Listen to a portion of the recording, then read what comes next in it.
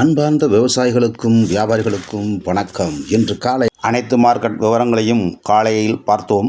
நேரம் ஆக சில மார்க்கெட்டுகள் விலை கூடியுள்ளதால் அதையும் சேர்த்து இன்னும் 2-3 மார்க்கெட் நிலவரங்களையும் சேர்த்து இந்த வீடியோவில் பார்க்கவிருக்கின்றோம். எனவே தொடர்ந்து முழுமையாக பாருங்கள்.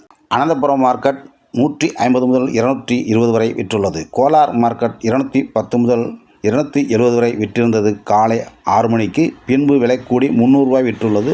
10 மணிக்கு மேல் ஒரு கடையில் 400-410 விற்றுள்ளது என்பதை அறிவோம். கலக்கடா 250 முதல் 350 வரை விற்றுள்ளது. 370 வரை விற்றிருக்கிறது. கலிகிரி 200 முதல் 260 ரூபாய் வரை விற்றுள்ளது.